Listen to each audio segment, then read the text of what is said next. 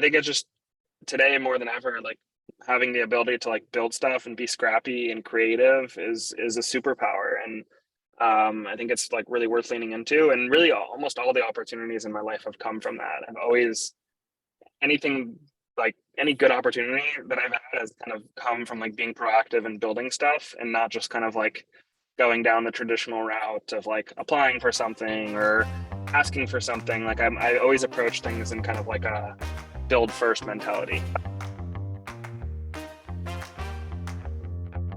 Hey, welcome to Beginner Maps, where we showcase stories of scary career pivots so that you get the courage, path, and role models to carve out a career that you love.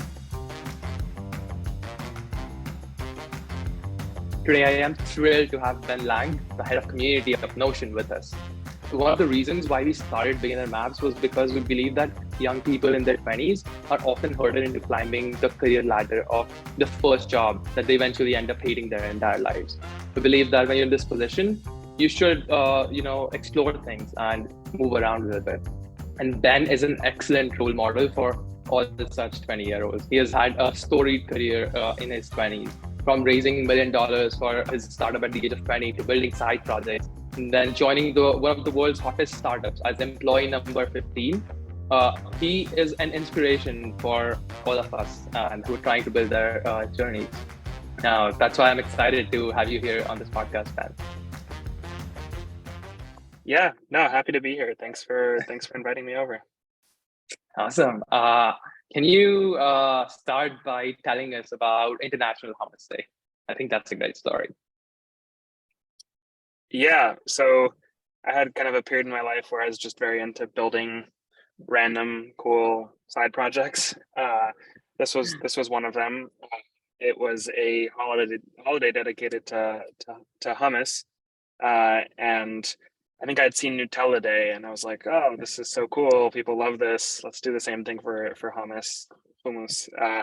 And I bought the domain name and kicked it off, and it. I actually forgot about it the first year, and I remember people tweeting about it and mentioning me, being like, "Happy Hummus Day." I had no idea how, I didn't even remember it was happening. And it turns out, I think it was like some vegan newsletter wrote about it, and it just went viral and it was on the news. And basically every year, May 13th, people celebrate it. There's articles about it. The restaurants have parties, promotions. Sabra has sponsored it. It's been on like the Ellen show. Celebrities will tweet about it. It's really funny. I spend a couple hours a year on this, just the day before, like updating the website. It's about it. And it's fun. It's fun. It's fun to make up a holiday and then have it become a thing.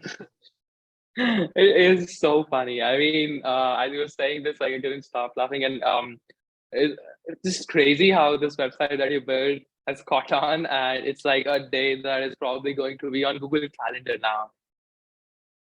Yeah, it's not a Google Calendar yet, but like if you search it, it's on like all these calendars, like nationalday.com calendar, national calendar, all these different calendars, and it's like a totally legit thing, and it's just a totally made up day.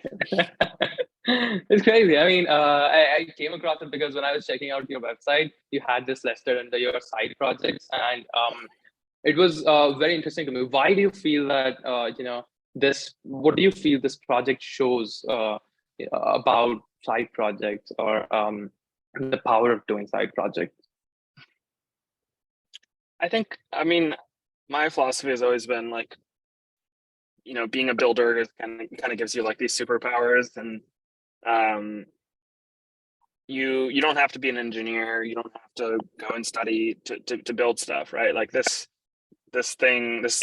I created a holiday from just building like a WordPress website, and then just kind of talking to restaurants and press and like influencers, right? And like I think it's just more than ever, like having the ability to like build stuff and be scrappy and creative is a superpower. And I think it's like really worth leaning into. And really, almost all the opportunities in my life have come from that. I've always any good opportunity that I've had has kind of come from like being proactive and building stuff, and not just kind of like going down the traditional route of like applying for something or asking for something. Like I always approach things in kind of like a build first mentality.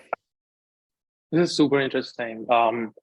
Before I talk about the opportunities that have come to your life from building projects, I want to just double click on what you said that how building side projects is a superpower because it's not totally apparent to a lot of people who are trying to build their careers because they don't always lead to a work related opportunity, right? Yeah, yeah, for me, actually, I never really thought about it as just like opportunities as like ways to make money. It's like, Mm. I would like Hummus Day, I didn't really make money from it, right? Like it was sponsored a couple of times, but it wasn't really about that. Along the way, I met people who may have helped me in my journey or, had, like it leads to different things. You never really know where.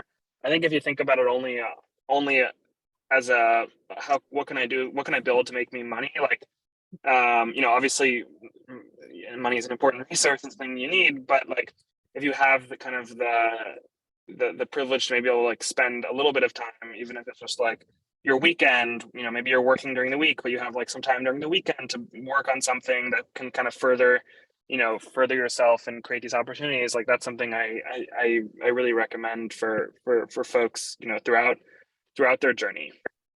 Hmm. I like this idea. Let's try to make it like more concrete for the listeners. How do you go about finding these side project ideas, or how do you suggest listeners go about finding them? Um, I've always just approached it as like, mm, just what are things in my life that I wish existed or want to be involved in? Like, it always comes from like a personal passion. I think it's very hard if not. Yeah, I mean, obviously everyone's different. Mhm. But I just look for like, ooh, I wish this existed, or like this is Can you something I give would me an use, or example apart from the hummus day? Another example. So the way I joined Notion was by building a website with template, basically not templates, with where people could share how they were using Notion. It was called notionpages.com. I had tweeted my Notion setup, and people saw it. They were like, "This is so cool. Can you share more?" Or like, "Oh, here's mine." And so I was like, "Oh, this is great. Why don't I just build a website where people can share all the ways people are using Notion?" This was before like there was a template gallery, before you could duplicate templates. Notion was still like pretty small then. And so I built that and put it on Product Hunt, and I had all these people who were just submitting like screenshots of their Notion. Right, I was just doing this for fun. I didn't expect to go work at Notion. I just thought like Notion is so cool. I want to see other people using Notion. Other people want to see how I use Notion. Like let's just do this. And that's how I ended up joining Notion. But that wasn't it wasn't the intention wasn't like, ooh, let's get a job at Notion, or yeah, right. It was just like oh, this is a fun project. This is something I care about. This is something that I would enjoy doing. Hmm. So, like the general takeaway may be that just do things to scratch your own itch. Spend some time on the weekends or nights doing them, and things will just take care of themselves. I I think it's a good starting point. Yeah. Uh, um, yeah, let's talk more about your journey into Notion. So, tell me, so you've got this website, notionpages.com, and people are submitting links.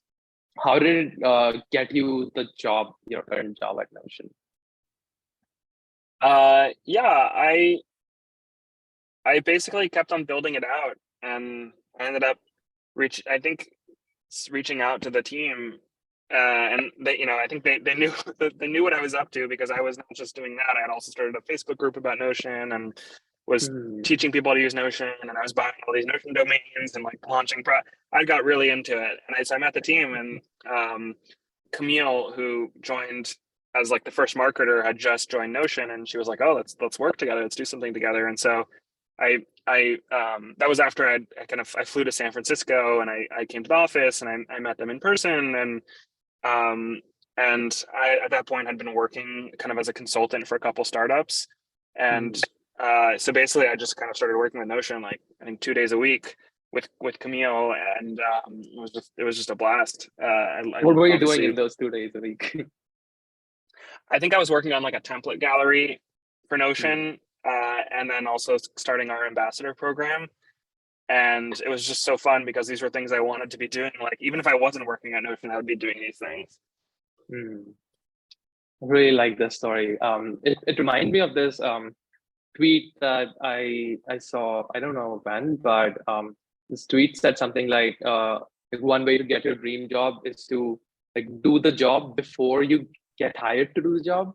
So it applies to your story because you were essentially building the community at Notion, like before you were officially hired or paid to do that by with Notion pages or by building the Facebook group. Yeah, and I probably would have kept on doing that. Like Yeah, it's and so it wasn't about finding a job. It was really just like doing something out of just my passion. it's an amazing story. It's just one of the best examples that people can think of for how a side project can lead to a life-changing opportunity, I think. Yeah, and I'll tell you, like literally every opportunity in my life has been like a similar story. It has. Like yeah, I mean, because going back to like kind of what we spoke about in the beginning, like building, creating, like that I think it's such a powerful way to like create opportunities, and it's always been that for me. Hmm. Do you feel like this just happens when you're doing side projects, or is there something different that you do when building your side projects? Like, is there a secret sauce? Basically, that's what I'm asking. Is there a secret sauce? To getting opportunities from your side project, because it's not just about building the side project, it's also about how they can lead to life-changing opportunities. So are you doing anything to, I don't know, share them, put them out into the world, or like is there anything that you do differently? Is there anything I do differently? I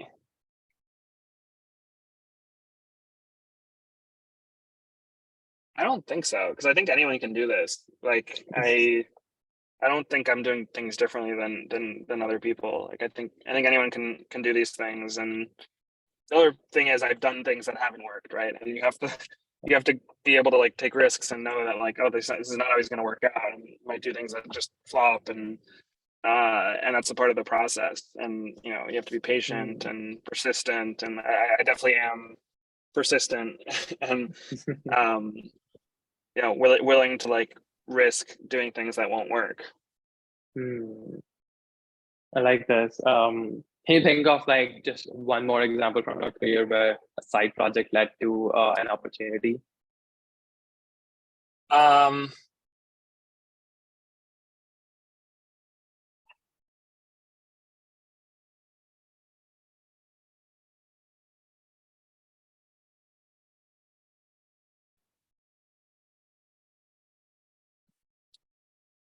it's it's not really like a side project, but kind of similar vein. Like I had worked at a startup I'd kind of been in like a growth role prior to Notion, and while I was there, actually, it was the company was pre-product, and so I when we were targeting IT people, so we built a kind of like product hunt, but for IT, for specifically for folks in IT. And it was awesome. People really liked it. And I built really great relationships with a lot of the products, the companies that were on there. And they were obviously excited because they wanted exposure. And the IT folks who felt, they were excited because they felt like they were part of something that was for them, kind of an underserved audience. And I ended up afterwards, when I kind of spent a year just consulting one day a week for a couple companies, like one of those companies was one of those companies that was listed on there, because I had built a relationship with them and become friends with the CEO, and he loved how I was like including them in this project and hosting events with them and kind of bringing them into the fold. He was like, yeah, come and do some work for us over the next couple months. And at that point I had been looking for like just different consulting gigs, and that that relationship came from that project I had worked on while at that company, Mhm. right? So it's like it always Yeah. it always comes from somewhere. Mm. Love this, love this. So essentially, it's what you said at the beginning. Like all of your opportunities have led not through some traditional applying for jobs way, but just general uh, doing things. Exactly. Okay. Now I wanna talk about your life, your job, your work at Notion. Um, just start by telling us like what project, maybe what was the first few projects that you worked on when you were hired at Notion? The first few, I mean, I mentioned like the template gallery, that was one. Our ambassador program, that was another. Um, I mean, what was really fun for me kind of early on was just kind of taking these ideas and just kind of build them from, nothing to something. And a lot of the times, over the years, they became like their own functions, their own teams, their own programs. And it's been really cool to kind of see them graduate. Or like I say kind of graduate. There's this really great blog post on First Round Review called I think giving away your Lego blocks. And I think it's like a really important skill at early stage startups to realize like, as more people join, other folks who are more specialized or more experienced can take on things that you've started or that you've been handling and kind of take them to the next level. And that's been also really cool to experience. I like this. Did you say is called giving away your Lego blocks? Yeah, I think you should find it if you search that, and maybe First Round as well. Yeah, that's a great metaphor. Like these projects that you said, the ambassador program and the template gallery, these were things that you had wanted to do before you got hired. Is that right? Yeah. I mean, I had been working on notionpages.com, which was already kind of doing some of that, and I started a Facebook group about Notion and was just trying to meet people. And yeah, a lot of it was very similar stuff that I just enjoyed doing. And I just wanted to like spend my time talking to people about Notion, connecting people around Notion, teaching people Notion. Like that was what I was like just enjoying doing. So it was cool to just do that as a job. Sounds like you had your dream job where you're just working on things that you would have done otherwise, and you're getting paid for it. Yeah. Love this. And so you were already working on the template gallery and all of that as your first few projects at Notion. So the Notion community, it already existed in a form, right? Yeah, I mean, our approach has always been like kind of like a decentralized approach with like our Hmm. support. So there's all these different Notion groups that people have started, and um, we generally kind of try to get the folks who start those groups to join our ambassador program and have kind of a close connection to them and provide like funding for events and resources and guides and a connection to the team and different things.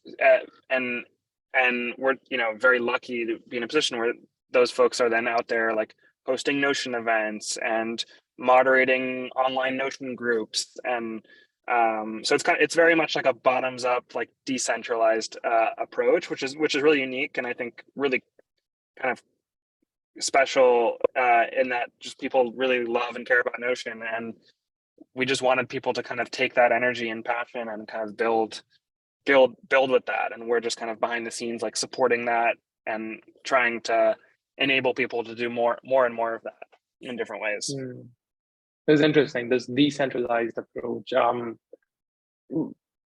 How do you even measure the success of your initiatives with this decentralized approach? um, well, we're able to at this point kind of track uh, the different groups that people run, Notion groups that people run, as well as the different Notion events that people are running. So we're able to see kind of what those are, by region, what is growing, what is not, how NPS scores. We're able to track engagement in like the programs that are enabling this, and so that gives us like a pretty good kind of view of what's happening in our world. It's a little different because we don't have like one official like Notion forum. Rather, there's hundreds of them that are run by people in our ambassador programs. And that's a little different, but I think it's great. Yeah, it is great, especially when it already has so much of energy, and you have to support it essentially, and it will just keep running. What kind of companies do you think? So a lot of companies, and the companies are having communities at the core of their strategies, and their communities are in a forum or in a central place that is managed by that company. So which approach, do you have an opinion on which approach suits which type of a company? I think I think it really depends. Like, we were in a position where people were kind of already doing this on their own, so we kind of just leaned into it. I think community is I think it's a very hard thing to like force or create. It kind of happens like, I think, in conjunction with like building something people care about, and finding shared values between people. And I think it's very hard to just like all of a sudden create like a space and be like, okay, this is our community, like this is where it's happening, right? Like you kind of have to have this balance between that and like people actually caring about what you're doing, people wanting to connect around it, people, right? And so I think it's less about like the platform and where that's happening, but rather like kind of behind the scenes, like why is it that people care? What do they want to connect about? What are their shared values, shared interests? Right. And for us, it's always been kind of around Notion. Notion is such a flexible, creative product. You can do so many different things with it, and people just love sharing, what they're building, all the different building blocks, things that they're creating, different use cases, where there's so many different kinds of people, so much to learn, so much like there's a rabbit hole you can go down to like learn so much of the product, and that's what I think works really well for Notion. But it could be something totally different for a different company, right? It could be it's such a unique thing on a case by case basis. I think it's very hard to like look at some companies or brands community and just be like, okay, I'm going to replicate this. Like I don't think that's very easy to do. I think it's a lot deeper than that. Yeah, I think this is very interesting, and it makes a lot of sense. So next question. What have you learned about community building that has surprised you over the past 4 years at Notion?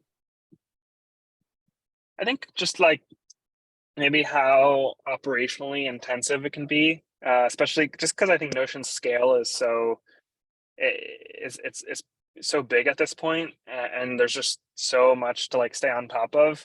We've had to like constantly think about like, okay, how do we make our processes more efficient? How do we automate things? How do we scale ourselves, right? And like in the past, I haven't really had to do that at this extent, to this extent, just because of how big Notion is now. And that's been really interesting and just fun to kind of learn. Tell me about some of the operational challenges that you have dealt with. I mean, I won't go. I'm not going to go into like specifics, but there's oftentimes there's like manual work or things that like you're doing kind of on a repeated basis, and like it just starts to take more and more time as different programs grow, and it's when you have kind of a certain size team, like you need to be able to make sure you also have time for like creative work and strategic work and thinking about the future, and not just like being stuck or in like what's going on right now and kind of being on top of that. So it takes thinking around like, okay, how do we make ourselves more efficient? How do we automate things? How do we scale ourselves, right? It's something you constantly have to think about and work on.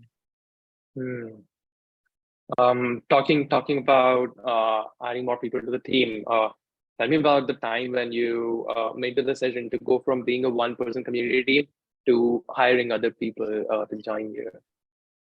I think it was just realizing like it was impossible to kind of keep going on my own, and yeah, it was just like a resourcing question, right? There's just a certain point where like you just don't have enough time in the day, And I think we just hit that point and realized, okay, like, why don't we just bring someone amazing to like increase our availability? And I was very lucky to have hired like just incredible people who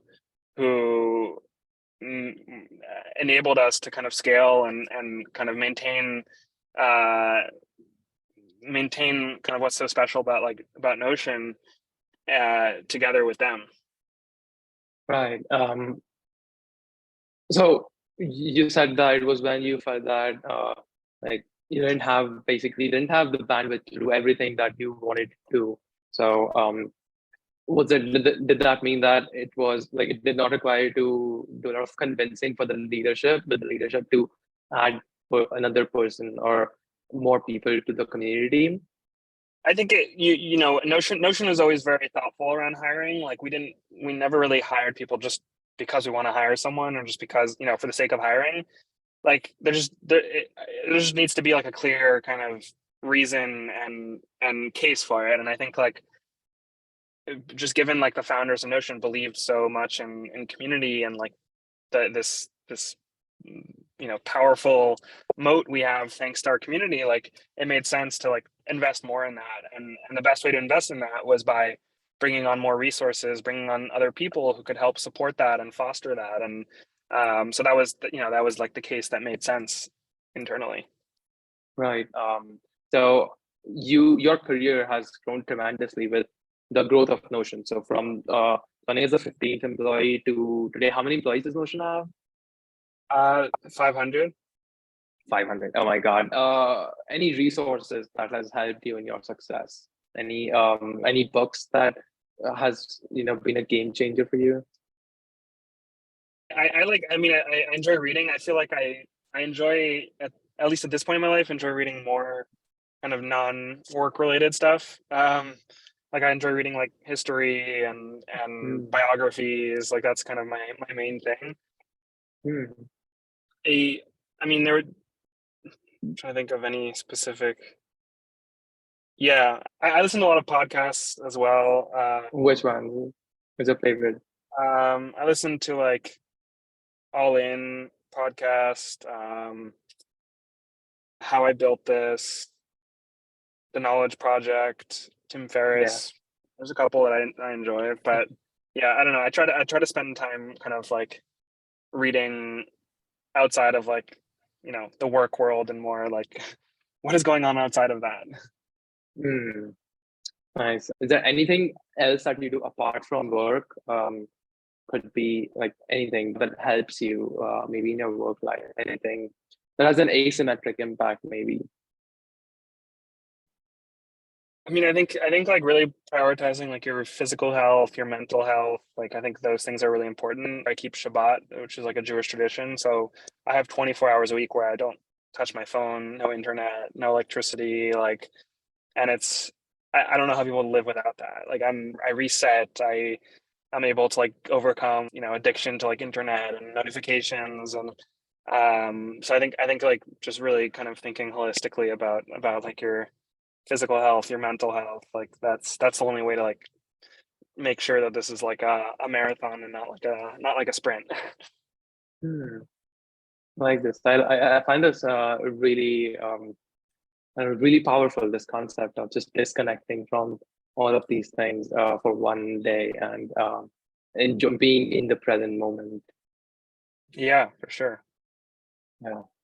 All right. Let's talk about. So you're also an angel investor. Last year, you wired. You had a tweet that you wired your 30th angel investment check. So how did you get started? I actually got started through I had a friend who was a founder and he was very actively angel investing like many years ago and wanted someone to help out with like managing it and sourcing companies. And so I just helped him out and he kind of taught me like the trade and I learned a bunch through that. And then I just started kind of doing it personally and just kind of got more and more involved in that space. How do you find companies to invest in? It's a mix. I mean, some of it's from other friends, other angel investors. Some of it is me seeing things, me using certain tools. Um, Yeah, I would say some of it's just people reaching out, kind of a mix. It's just some of it's just friends, people I've known for a long time who and they tell me they're starting something, and I realize, okay, this person is incredible. Like I would love to be a tiny part in that. It really depends. Nice. Do you have any tips for people who are trying to start their own like journey to being an angel investor? I mean, for me, it was very helpful learning from someone else, and I think it can be a little scary and hard to like use your own capital in the beginning. It really is money that you're kind of locking up and might never see again. So if you find a way to like just help someone who's really actively doing this, find like a hack or some way to get around that. Like I think that's a really good way to kind of learn early on without like taking too much risk. Right. Okay. That's great advice. All right. So one final thing that I want to talk to you about is AI. This is something that has been, I guess, on a lot of our minds, like the entire world for the last couple of weeks. And Notion is obviously into it. So Notion released Notion's AI. And I want to understand like your personal thoughts about it. Have you been using AI in your own life? Yeah, like planning a trip or writing like docs at work. I I found it to be very helpful, like for like starting things, and then kind of, I kind of come in and like take it in my own direction.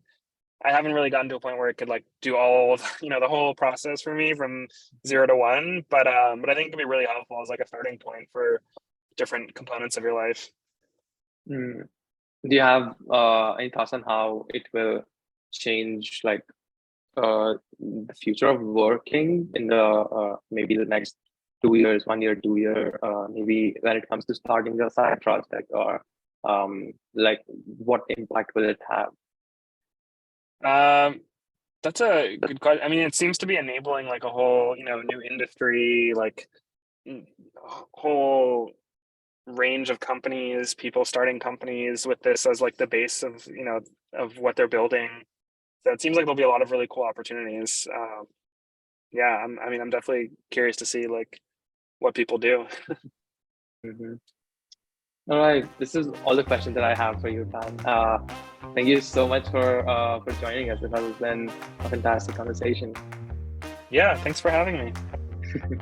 Feel free if folks listening to this like are on Twitter, welcome to reach out on Twitter. I'm Ben LN, or just search Ben Lang and you'll find me.